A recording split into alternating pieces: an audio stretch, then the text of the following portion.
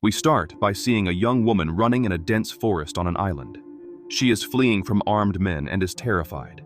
For a moment, she hides among the foliage and clutches a knife, but the group of soldiers finds her and knocks her out. The woman, whom we will call Jenna, is captured by the military group and is being taken to a prison facility, as she is the only survivor of the island and the main suspect in the homicides that occurred there. Upon arriving at the police department, journalists confront her and accuse her of being a murderer, which leaves her frightened and speechless. Detective Armory starts an interview with the young woman, and when he asks her name, Jenna cannot remember it and does not know anything about being on the island. When interrogating her about the accusations against her and the fact that she killed some young people, Jenna shows fear at the shouting.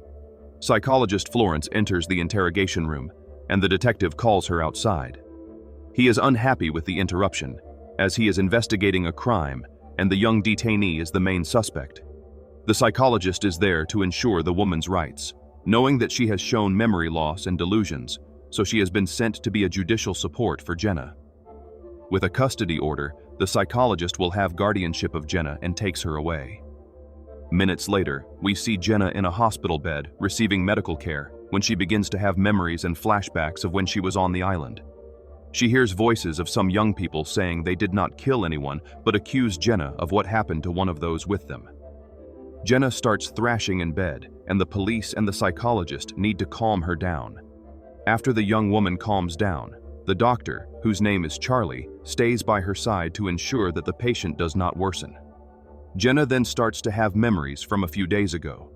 Later, when she is recovered, she participates in a new interrogation and recounts what she knows. We then see Jenna's memories. She and a group of young people were going to the island to attend a party and met their friends at the dock to head to their destination. She was with Ashley and her boyfriend Kyle. Also with them was Keith, the boat driver, Tyler, Kyle's brother, and Mark, who almost misses the trip, but is the one who attracts Jenna's gaze, as they were ex-boyfriends, but their relationship has been declining month after month for 3 months. The group chats as they sail towards the island and toasts, celebrating their friendship over the years. However, while admiring the beautiful friends, Mark whistles at Ashley, which makes Jenna uncomfortable and prompts her to approach Keith to talk and enjoy the scenery. Ashley brought her puppy, which Tyler initially doesn't like but sets aside when he realizes they are almost arriving at the island. Tyler then gives a speech to his friends, saying they will spend the weekend there, celebrating but without internet, phones, or any means of communication with the outside world. When they reach their destination, it becomes clear that it has always been a place where they can be free, and that for years, they have gone to the island to have fun. The friends head up to the island house, which is surrounded by woods, and there they even have a warm bath for a soak in the cold. The friends talk about Mark coming with them, which Jenna thinks was a bad idea, but Ashley insists that the guy still likes Jenna and is trying to win her back. As they approach the house, Jenna notices that the curtains of one of the windows inside the house moved, which seems to have been just the wind. As they were about to climb the steps of the house, they notice a toy that spins in circles and believe it was Tyler trying to scare them. However, he approaches the toy knowing that it wasn't him and observes that it says, "Represaria." The scene cuts to the interrogation, where Jenna, the sole survivor, says she is slowly remembering what happened, and when the toy is shown, she takes a deep breath, remembering her deceased friends. Detective Armory then continues his questioning and asks who killed the young people, as they were the only ones who went to that island since witnesses only saw them heading to the location.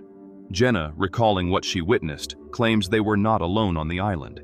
The scene shifts back to the past when the group of friends encounters Megan, a young woman who secretly boarded the boat, and without wanting to return to drop her off at the dock, they include the young woman in their group. Tyler wants to flirt with the young woman, but knowing that she could become an unprotected companion for the guy, the girls welcome her and stick with her.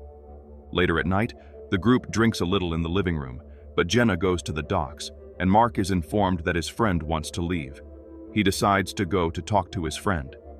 Back in the present, Armory questions Jenna how her friends could have been killed so brutally and she not know anything. Then Dr. Charlie interrupts him and says that the interrogation is over and the young woman needs to sleep. She takes her to bed and gives her a sleeping pill so she can rest better. After that, the doctor leaves and talks with Armory, who believes Jenna knows more than she lets on and insists that he will find out. Flashback to the group's first night on the island. We see Ashley and Kyle heading to the hot tub where they share a romantic moment. Meanwhile, Tyler and Megan have a few drinks and get a little tipsy. The guy wants something more from the girl. He lets Ashley's dog out and locks the door. Shortly after, the two go to the room and lie on the bed.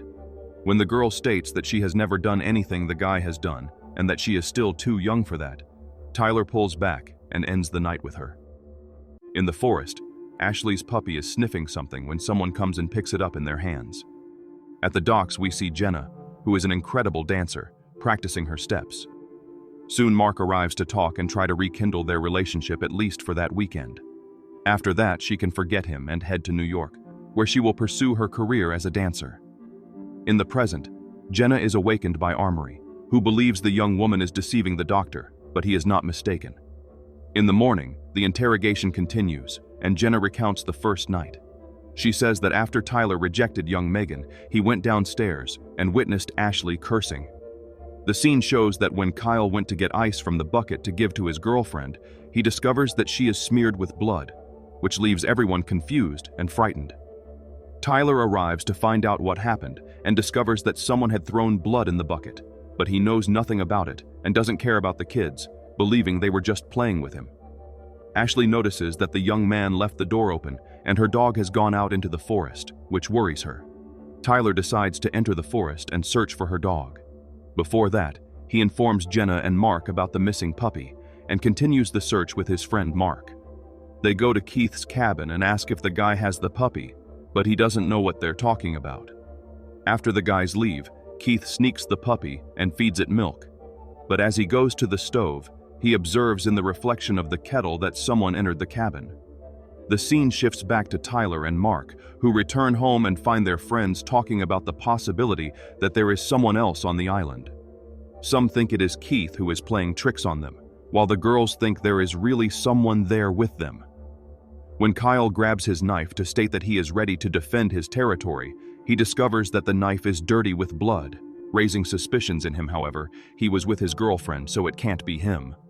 Tyler says that the island is surrounded by cliffs and the only entrance is through the docks, and they would have seen someone if they had docked there.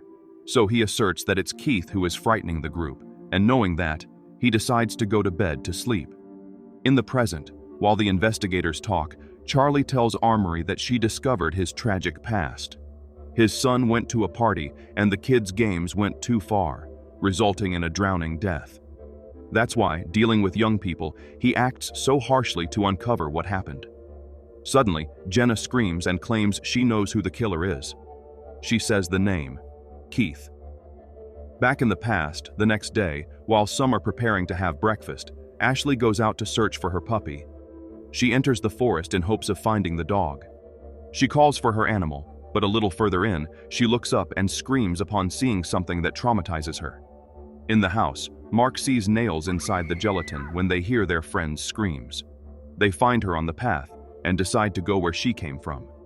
Upon arriving, part of the group finds Keith hanging upside down, with the name Maligno painted on the shirt that is dripping blood. The scene leaves the young people stunned. Following that, Mark says he will call the police using the boat's radio.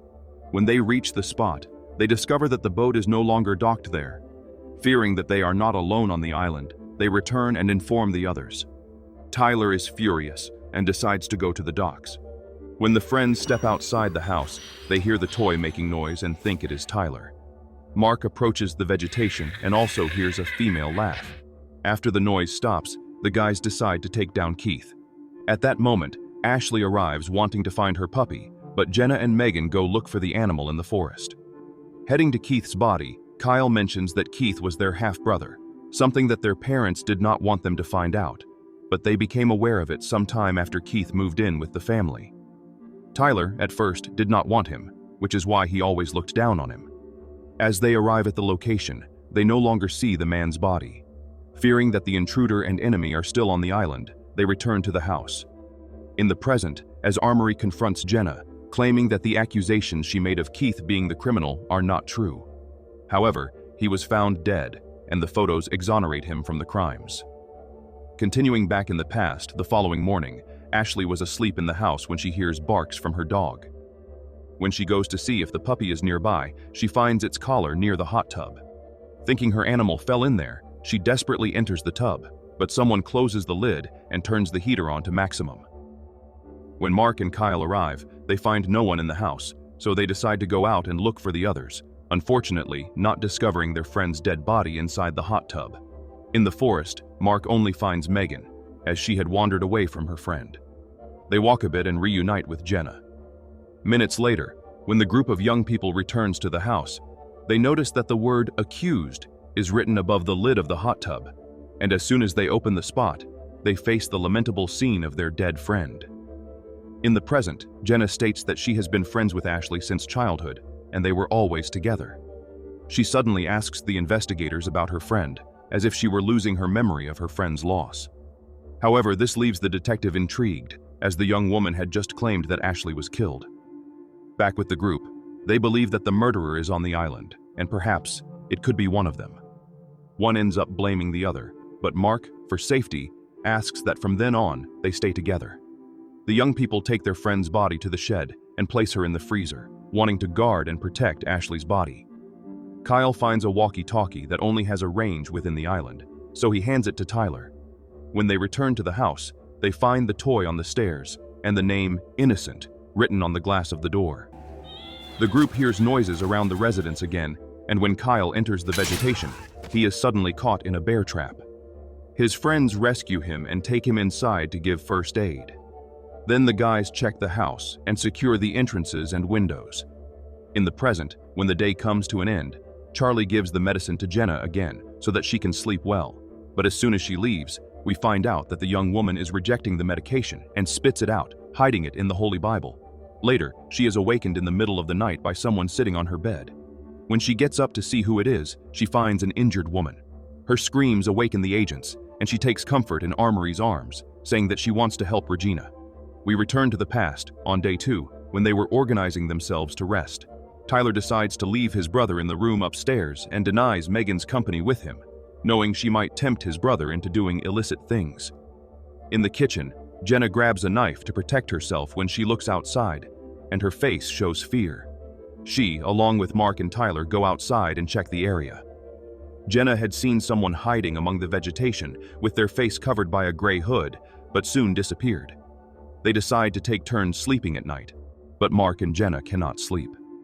Taking the moment together, they take some time to reconcile. As they were about to kiss, the lights go out. Everyone wakes up nervously, but Megan, worried about Kyle, goes upstairs to look for him. However, she does not find him there, and also does not notice when a human shadow figure passes through the hallway outside the room. The young woman goes down and informs the others that her friend has disappeared. Tyler leaves the house with his air gun, but suddenly, a tree in front catches fire and, startled, falls, dropping the equipment. He enters and is informed about his brother's disappearance, and, when he is about to leave to retrieve the gun, a barrage of nails is shot at the young people, and Tyler is injured in the process. His friends seek shelter when they hear Kyle calling for help outside. However, knowing it could be the enemy, they do nothing. At dawn, the group continues to hear, and soon realizes it is a recording sent to the communicator, and Kyle was asking for help. Tyler wants to help his brother, and upon hearing metal knocking, discovers he is on the deck. When they reach the location, they only find the radio, which angers Tyler at whoever is doing them harm. At this moment, they remember the names written by the invader and see it as some clue. Jenna gathers the words and rearranges them, discovering part of a name. Tyler, hearing this, remembers something and says a name: Regina. They remember she is the girl who disappeared last year. Tyler recounts that he and his brother invited her to their party. However, it was not a genuine invitation, as the young woman was more despised and seen as a joke among the young people. Nevertheless, the young woman was hidden anyway. During the party, she drank a lot and had fun with the boys. Tyler had a moment with her and recorded everything they did. Regina asked that it not be spoken of to the others, but he had already recorded it, and in panic, she ran off into the forest, never to return home. In the present, the investigators talk among themselves and surmise that Regina may still be alive and be the criminal. Minutes later, the interrogation continues. Jenna tells that after discovering about Regina and believing that Megan, being too young and pure, represented the word innocent, They left her alone as she asked, thinking that whoever is doing them harm wouldn't hurt her.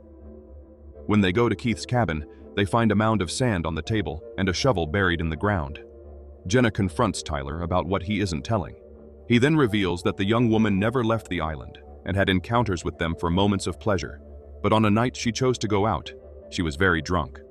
She fell and hit her head on the corner of a table. The young woman's death was inevitable, and he and his brother, frightened and fearing arrest, buried her on the other side of the island. At the police station, Armory is already recognizing Jenna as innocent. On the other hand, Charlie is confused, with some information that doesn't match the narrative put forth by Jenna. Then Armory receives information from the coroner and, based on the time of the deaths, discovers that Keith was not the first to be killed. The scene shows that when Megan returned to the house, she encountered Keith, who, surprisingly, was alive. In the forest, at the spot where Regina's grave was supposed to be, Tyler digs and finds his brother there. Suddenly, the radio receives a call from Megan stating that Keith is alive and is frightening her in the house.